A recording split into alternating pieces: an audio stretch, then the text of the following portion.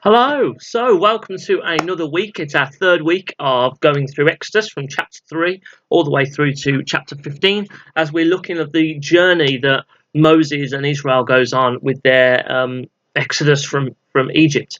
Um, last 2 weeks, we've had some really short passages that we have focused on, which, it's always nice to focus on short passages because it makes it easier to expound and make a point, really. But this week we're going to look at a much larger passage, so I won't read this passage to you.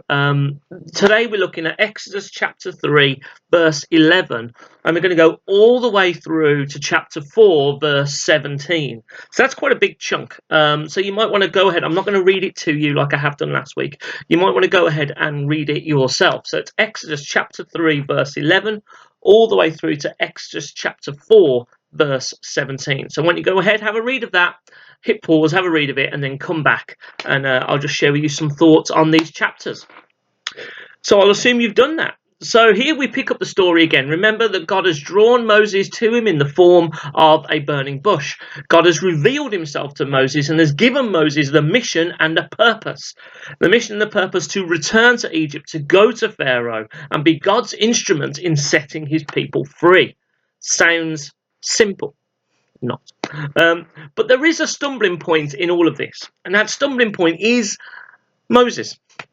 He knows the task at hand. He knows Egypt. He knows Pharaoh. He knows the situation of the Israelites.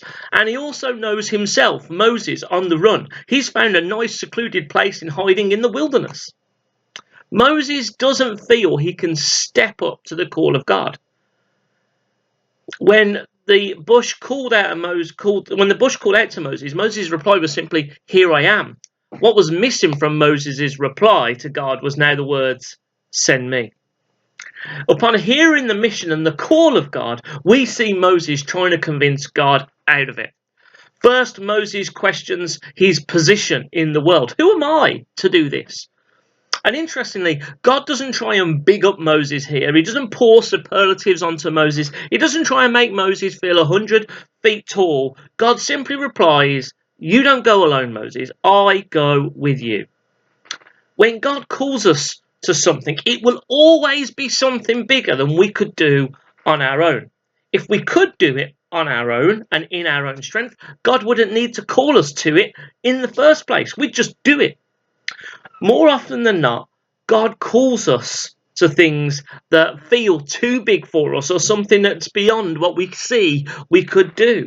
Why is that? I think it's because God calls us to do it, not so we do it alone, but God calls us to do it so God can work in us and through us until it comes to fruition. God is simply telling Moses that this doesn't rest on Moses alone, but this mission, this purpose, rests on God. And God wants to complete this with Moses and through Moses. The question there is God enough for us? Do we trust God enough to step into the bigger things he has for us? And then Moses argues again. God's presence isn't enough to reassure him. He then questions what he would even say. And again, this is a really good question, one that I would probably ask. But again, Moses wants all of the answers before he goes. And sometimes we don't get all the answers. Sometimes we just need to step out and trust God, and we find all the answers on the way. But here, with this example, we see the grace of God. God doesn't need to answer Moses' questions, but God does. And again, God provides just what Moses needs. He not only gives Moses the words, but the reassurance of what will happen as a result of the words that God gives him.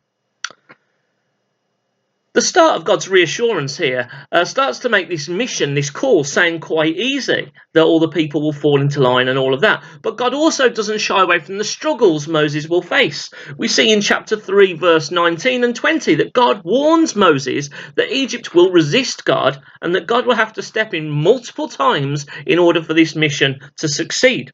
He doesn't say exactly how, and he doesn't say just how hard this will be, but he does at least forewarn Moses. When God calls us to something bigger than us, these things are rarely easy, but God will always be with us through them.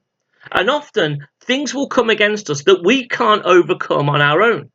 We can't overcome them without God. But with God, in the struggle, we will, and we do. And what happens as a result of that? Because we've done it with God, in God, and for God, God is seen and God is glorified. There is testimony because of it. But Moses still has doubts. He wants to be totally convinced that everything's going to be okay before he goes. Often, our self-esteem is the thing that works against us when we're stepping into the things of God. We think we aren't good enough. We don't think we have enough. Or we don't think we're skilled enough to do what God is asking of us. And usually, we're right. Because if we were enough, we wouldn't need God.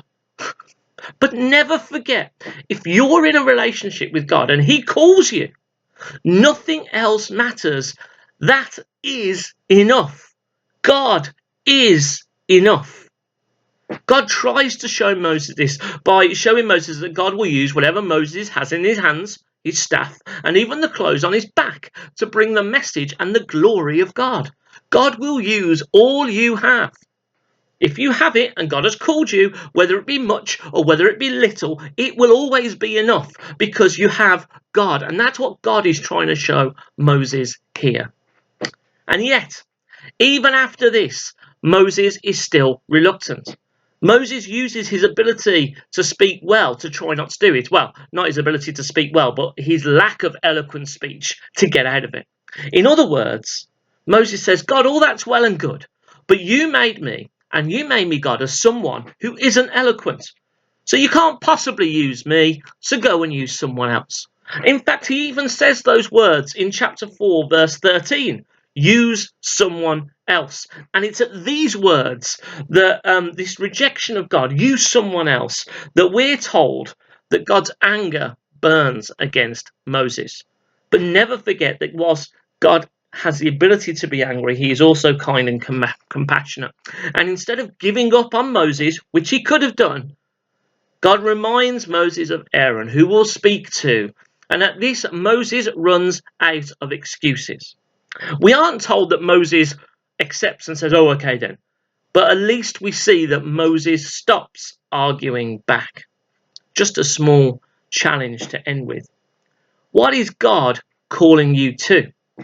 It will be bigger than you. And it's okay to share your fears with this to God. But please don't waste your time in arguing with God about it. He's God and we aren't. And God is enough, and He will always be enough because God never changes.